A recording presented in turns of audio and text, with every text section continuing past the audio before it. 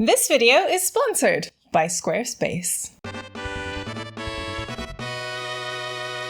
Hello Internet, Taliesin here. Today we are talking the story of The War Within. Because now story mode is out and there are basically no spoilers to anything anymore, we can start really pulling it apart and getting to the bottom of what happened in what I think is one of the more memorable of the World of Warcraft opening quest campaigns in the history of the game. But you know, memorable as in your first kiss, or your wedding day, or your child being born, or memorable as in you are tearing me apart, Lisa! Kind of memorable. Good question. And you know what? I have some other questions too. Like, what was Xal'atath actually doing all the way through all of that? What's her plan? And how do we stop her? Who is this? And why is she actually really important? And also, why do I have nightmares about banana skins now? Like, why can't I close my eyes without seeing terrifyingly slippy bullet hell chuffing banana skins? What is wrong with me? Okay, that's not actually one of my questions in the video, but I do have lots, which I'm going to go ahead and break down into an internet-friendly list. So join us for the 6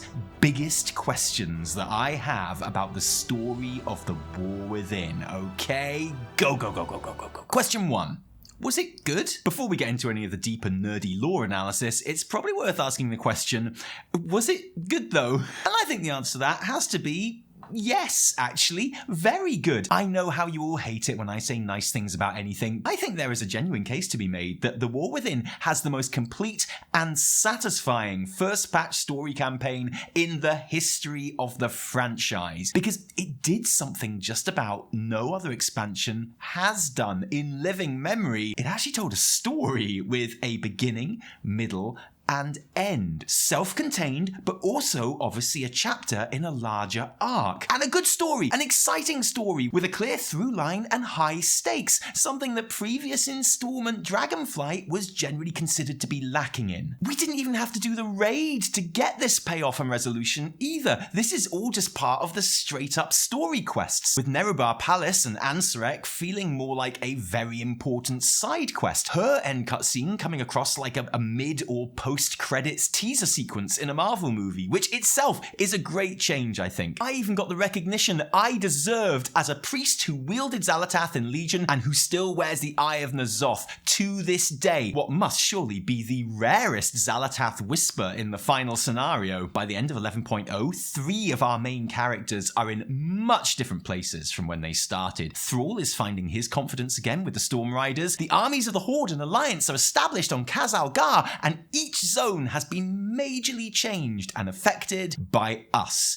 the players, and our actions. The Earthen are reunited and have renounced their Titan edicts. The Ringing Deeps is operational again, and the Awakening Machine is bringing back powered down Earthen, who also, by the way, are now infused with the touch of Azeroth. The Arathi of Hallowfall have become much more proactive and decided that theirs is a future of living on the front foot and taking the initiative after 16 years of defensive survival. And the huge Spider City has had their evil dictator monarch overthrown and are our proper buddies now. And this isn't just a complete opening story. It's not just a much more exciting story than the last time out, but it's also punctuated with the most moments of pure video game RPG-ness that WoW has ever given us. The in-game cutscenes with your character are on another level from previous expansions, but there's also an unprecedented amount of stay a while and listens to watch, if you like, as well as just in-world chatter. I had to actually train myself in questing not to just fly off the second I picked up a quest, because more often than not, characters I picked them up from would have a little chat with each other straight afterwards. There's the tavern scene, there's the board game scene, with pages of character conversation to read, if you like. It's just been an absolute joy. And you have to say that with all this, WoW is genuinely doing something that it's never done before, or at least doing lots more of something that it never really bothered with before. The comparison that I've used a lot in these opening weeks is that War Within has the gameplay philosophy of Dragonflight, but the vibes of Legion. And although nothing will ever top that perfect, beautiful green expansion in my eyes, it was perfect, okay? I do think that's pretty accurate. There's a consistency and clarity of vision in War Within's story, which just feels so fresh and vital. I was worried that this being the beginning of a 3 expansion arc, the narrative team might feel that they could ease in with a slow start, but not a bit of it. They threw everything at this opening patch, and the best thing of all, I've still got all the side quests to do too. Okay, I've gushed about this way too long. long now. Let's get on to the nerdy lore stuff and pick some absolute holes in this shit. Question 2. What is Xal'atath's plan? Maybe the biggest question of all for the World Soul Saga, or at least the War Within and probably Midnight, is what on earth is Void Mummy up to? Like, what does she actually want, and how is she trying to get it? And you know, as I write that, it sounds pretty bleak because it brings to mind previous WoW expansion baddies that frustrated with the cloudiness of their motives or plan. But I think Xali gets away with it so far because A, she's a very cool and engaging character, and B, that aforementioned complete story arc which gave us a reveal of her short-term objectives and then saw us foil it. So it turns out that the reason that she seduced Ansarek into matricide, empowered the Nerubians, infiltrated Dalaran, and then f***ed it up is because she wanted to, as per Alleria's awesome line in the cinematic, unleash us upon the Nerubians. Get us fighting, draw the Arathi into it, and then channel it all through a voidy Beladar. All to fuel the Black Blood's power. My power. So what? The Black Blood? That's the old god blood that's sticking around the bottom of Azj-Kahet. Okay, and it's powered by what? Violence? Or does it cause violence? We are told during the preceding battle that everyone is fighting extra angrily, and it's implied that's because of the blood. So it's like the slime from Ghostbusters 2 then. It amplifies violent feelings and feeds on them, just like Ghostbusters 2. Or, you know, the Shah or whatever, if you must have a WoW point of reference. And when she says it's her power, is that because it's old god, so it's of the void like she is? Or does she mean that the Black Blood's power is her power because it's her blood? Is this her telling us that she was an old god? And let's talk about the Dark Heart, because this Black Blood Angry Shah void power is seemingly being run through the voidy Beladar and sucked into the Dark Heart, but it's not the only thing we've seen the Dark Heart suck off. It sucked off the essence of Galakron for one, which it's reasonable to surmise is death energy. Galakron was influenced by Yogg-Saron and created a zombie entourage from the dragon buddies that he ate and then vommed up. We saw the Dark Heart suck off the arcane power from Dalaran. So far, Xali has chomped her way through half of the entire Cosmos chart, and with that in mind, it's probably incredibly intentional foreshadowing that Blizz made this shot of the MacGuffin look very much like the Cosmos chart as it sucked off the void. But why? Obviously, we don't know yet. That's why it's one of my big questions about the story. But I will say that I really liked the twist that Xal'atath set the Nerubians on us not to try and wipe us out, but to wipe the spiders out. I love that straight after the raid ending cutscene where she appears just to mock and belittle Ansarek, we have the Widow wondering aloud whether we actually did win a victory or whether we are still actually doing exactly what Xal'atath wants us to. And actually that's a good question too, isn't it? Question 3. Did we actually beat Xal'atath? The whole climax of the opening story campaign is a moment of triumph over Xal'atath. She has just revealed her plan. She's on the brink of victory when Alleria shows that she has grown and learned as a character, taking a shot not at Xal'atath, which we've seen her do multiple times already in the lead up to this scene and failed, but instead, at the last moment, putting some spin into the arrow and getting a hit on the Dark Heart. A shot only possible because Alleria had overcome her single-minded obsession with getting mortal revenge on Xal'atath. The Dark Heart is busted, and even though Xali screams, This changes nothing! I don't know, man. If it really changed nothing, then you might expect her to be less incredibly violently bothered by it than she clearly is, and she disappears in a puff of voidy smoke. So the question I have here is, did it actually change nothing, or did we score a palpable hit and scupper Xal'atath's plan somewhat? Obviously we didn't win the war, but did we win a battle? Is she going to have to change her plan and improvise something new on the fly? And to answer that, it might help to work out exactly what's going on here. So when Alleria's arrow glances the Dark Heart, and hold that thought, okay, because slight sidetrack here, but I still don't love this moment. I absolutely get it, and I like the character story being told. I still just think it would have been more satisfying if it had been something a bit cleverer on Alleria's part that tricked Xali than like aiming an inch to the side. It's just a small thing. It's probably just me being a grumpy old dude, okay? But how about this? When Xal'atath makes her big victory speech, Alleria could act all broken and defeated and be like, yeah, you're right.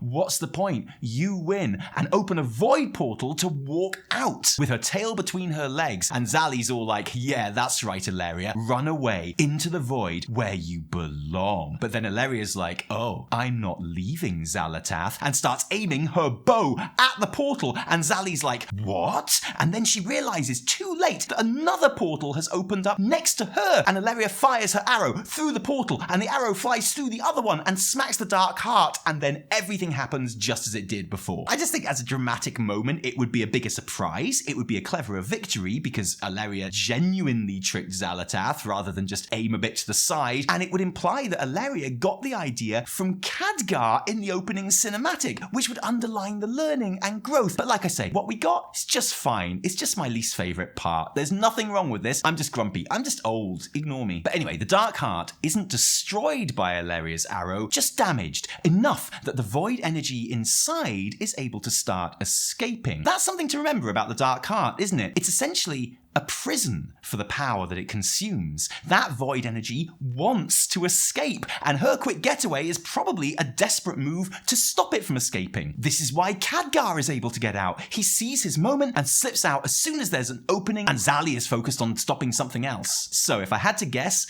I'd say that we haven't scored a big enough win to force Xal'atath to change her plans. We just made her waste some time behind the scenes getting everything back in order before she can move on to the next step. The raid ending cutscene is, after all, canonically after this cinematic, and in it, she doesn't exactly seem like someone who's desperately trying to salvage a tattered plan, does she? We may have just delayed the inevitable on this one for a little bit, but I will say, I suspect that we won't actually see Xal'atath at all in patch 11.1. I just got a feeling that after a very Xali-centric start to the expansion, the plot will probably progress for a little bit without her until everything gets very voidy again in 11.2, which is one of the reasons Blizz are so happy going so hard on her now, because she has been everywhere in 11.0. Even in Mythic Plus, where in the dungeons, they straight up rip voice lines from this cutscene to have her mock you when you die. I simply wish you had lasted a little longer. It's great. This week's affix uses the dark stone voice line. A stone to call forth the darkness. From BFA Xal'atath quests, which I just think shows some excellent dev initiative and determination to get Xali in every nook and cranny of this patch. I appreciate that. Question 4. Who is Ky'vesa working for? This has become one of the most intriguing mysteries of the story so far for me. Nexus-Princess Ky'vesa. She's been a hot topic on forums since Alpha due to some very interesting and cryptic dialogue that she has in the Nerub'ar Palace raid where she's a boss. But with last week's story mode, or rather the quests that unlock story mode, there's even more to get our teeth into. Let's start at the beginning.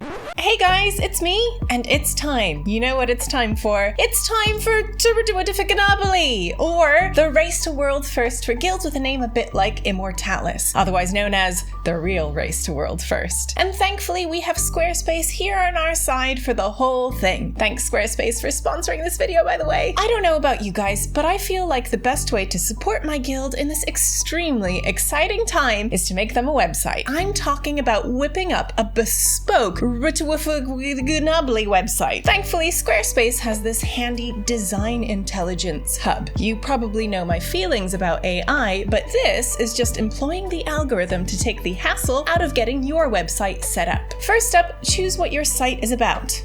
Gaming. Competitive gaming. Then choose what you want it to do. Promote the Nerub'ar? Check. Build some community? Why not? Next, you can build it or go straight to a template. Template it is. Now, the builder knows I want the boldest and poppiest options already, so let's go with something that just shouts. As ever, the template editor has every noisy color palette your heart desires, and editing the page is a breeze. Text, easily customizable. Images, there's only one I need here, but I can even add some effects for an extra bit of punch. Oh, look at that big hippo boy. Does he look like he needs any more punch? Didn't think so. And finally, even this one-page template has every feature built in for me to change and customize as needed. This one is all ready for selling courses. Are Guild could totally teach some get good courses. Or there's this one built in, which is how to make good content. Hold on, can you just give me a minute? It's that simple. Should you want to give your own a try, just head to squarespace.com/Taliesin, where you can enjoy 10% off your first purchase of a Squarespace website or domain. Or just use code Taliesin. That's squarespace.com/Taliesin. Become a good content creator.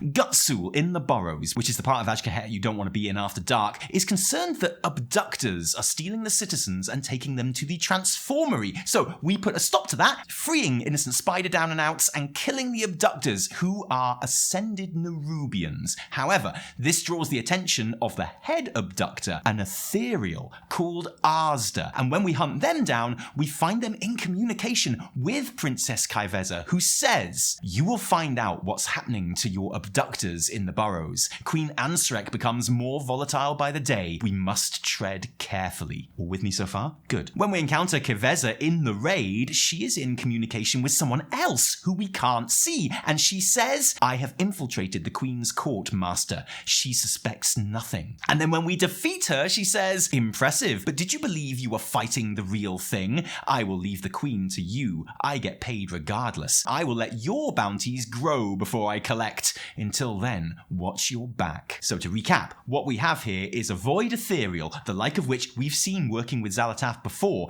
in charge of Ansarek's loyal Nerubian ascended, so obviously in a position of some trust with the Queen, again perhaps suggesting links to Xal'atath, who has a master who has sent her to kill Ansarek, and this master incidentally also has bounties out on all of us, the player characters. And so the big question really is, who is Ky'vesa's master? Who is giving these orders? The obvious answer is Xal'atath. But then her line to Ansarek, I simply wish you had lasted a little longer, suggests that she hasn't actually just sent someone to secretly assassinate her before we got there and did the job ourselves. Of course, you never really know with Xal'atath, but that's how it seems. I've seen people speculate that it could be Locust Walker, which I admit would be hilarious because it suggests that he just didn't trust his own student and protege Alleria to do the job and so hired someone else to take care of it instead. But I think the evidence is against this option too, mainly because Locust Walker is a very singular Voidy ethereal. He has complete disdain for the Voidy Ethereum members that we've seen in War Within so far, a faction Ky'vesa is definitely a part of because all her loot is prefixed with the Void Reaper title, a unit of ethereals that we've seen exist in the Ethereum. I don't think there are any other ethereals who work with Locust Walker or call him Master. Also, that would mean that he put out a bounty on us, and I don't believe he'd ever do that because he's my buddy. He'd never do anything to hurt me. Nuh-uh, no way. Also, she drops a trinket in the raid called the Treacherous Transmitter with an effect that reads, "Receive cryptic instructions from somewhere within the Twisting Nether to reveal your next task." It's probably nothing. And this also suggests that the instructions aren't coming from Locust Walker because he is based on Tel'Gora's Rift, the Void Elf starting area, which is probably the remains of the Void-corrupted World Soul planet that Sargeras destroys in Chronicle, but isn't in the Twisting Nether, as far as we know. I know some people have pointed to Shadreen, a very mysterious Void ethereal, who sometimes appears on Tel'Gora's Rift, observing for a moment or two before disappearing again, and who wrote a message to fake Bismo in the Brawlers Guild, telling them to keep tabs on the adventurers and learn how they fight, and on rare occasions has dialogue at the end of Trial of Style, if you hang around long enough, that goes, "Have you gathered the information I require?" To which Nastasia Fairweather says, "Yes, here are the results." And Shadreen replies, "You have done well. My master shall be pleased to see this." So I mean, yeah, Shadreen is definitely sus as and whereas I don't think it is her, I think the master that she mentions reporting to is probably the same master that Ky'vesa is talking to. But who is that? We have an assassin from the Ethereum faction working on orders from the Twisting Nether who apparently doesn't work for Xal'atath, although she may pretend to, and whose boss had a vested interest in eliminating Ansarek and us. It's gotta be someone we don't know yet, right? Likely the current head of the Ethereum. Likely someone we will meet later in this expansion. I'm guessing patch 11.2, possibly on Koresh? Whatever happens, I think this is a thread that will be revealed in the War Within, so it's worth watching very closely indeed. Question 5. What does Khadgar know? I think perhaps Khadgar's release from the Dark Heart and reinsertion into the story came a little bit soon for some people to be really effective, and I am not unsympathetic to that complaint. But he's back now and on wheels, and my big question is, what did he see in the Dark Heart? And what does he know? I honestly think that Xal'atath considered Khadgar as dead as everyone else did after she disintegrated him at the top of the expansion. He's just so awesome that he managed to transform himself into pure arcane energy, kind of like some other people we know, and get himself sucked off into the Dark Heart instead. I don't think Xal'atath knew he was even there, which is why she wasn't even trying to stop him when he seized his moment to escape. And she was pretty distracted in that moment. Maybe she still doesn't know he's alive even now, in which case this roly old dude is our new secret weapon. Because there is no one better placed to know what Xali is up to than someone who has been living inside her uber-powerful MacGuffin for the last few weeks. What has Khadgar seen in there? What does he know? I'm pretty sure that whatever it is, it will be very important and useful, and also provide some very handy exposition on some otherwise very complicated narrative concepts, and that's good news, isn't it? Question 6. Will we get more story in 11.0.5? This is one of my big worries about the immediate future of The War Within. Patch 11.0.5 is the 20th anniversary patch and is chock full of really cool events and rewards to celebrate the fact that this game is now older than literally anyone in secondary education. And I think that's great, by the way. This game deserves a proper celebration of a genuinely astonishing and unique feat. I know loads of people who haven't played the game in years who are planning on coming back specifically for it. I want my remastered Tier 2 Judgment set as much as anyone else. Count me in. But what concerns me slightly is that in their announcement stream, Blizz said that the whole of the 11.0.5 patch was going to basically be anniversary stuff. This was the anniversary patch. And my concern is that this opening of War Within has been so good, the story so engaging, that I really don't want to lose momentum right at the start by taking 8 weeks out for time walking. So my big question is, will that happen? Or will 11.0.5 give us something to advance the War Within story and keep that satisfactorily ticking over until 11.0.7 arrives to properly set up the next major installment? In Blizzard's initial and so far only roadmap of the War Within, 11.0.5 is billed as having new story and quests. So I think there is reason to be hopeful. Best case scenario, this is some proper mainline stuff that gives serious hints or even reveals as to the theme and location of 11.1. Worst case scenario, this is referring to a quest where Moira tells you we need to go to Blackrock Depths, and hey, Moira is in the War Within, she's all over that shit, so that's some War Within story action right there. You can't say it isn't. In honesty, then if War Within's patch cadence is as good as Dragonflight's, and there's every indication that it will be, it's no big deal either way, because those updates arrived on average every 8 weeks. On the dot. You could set your watch by them most of the time. So I'm sure that this is one of those niggles that in hindsight will seem silly and everyone will laugh at me, and I would be absolutely fine with that, honestly. Laugh away. I just hope I'm wrong, though. I just hope so. But what do you think? How do you think War Within's opening patch rates in terms of past WoW narratives? And what questions or complaints do you have about everything that's been going on? Let us know in the comments below. And thanks for joining us today. If you like this video, don't thank us, thank our patrons who give their actual real life money to make all of our work happen. And seriously, patrons, no joke, thank you, because without you there'd be a whole lot less Taliesin and Evertel. If you didn't like it, downvote the shit out of it, and remember, my name is Redbot Spoilerbot. No, this is our Redbot Spoilerbot plushie. It's on sale now. There's a link in the description below. You can have it. You can own this, not this one of your own. Not there's anything wrong with this one, but this one's mine, that's all. From me, Taliesin and Evertel, until next time, cheerio.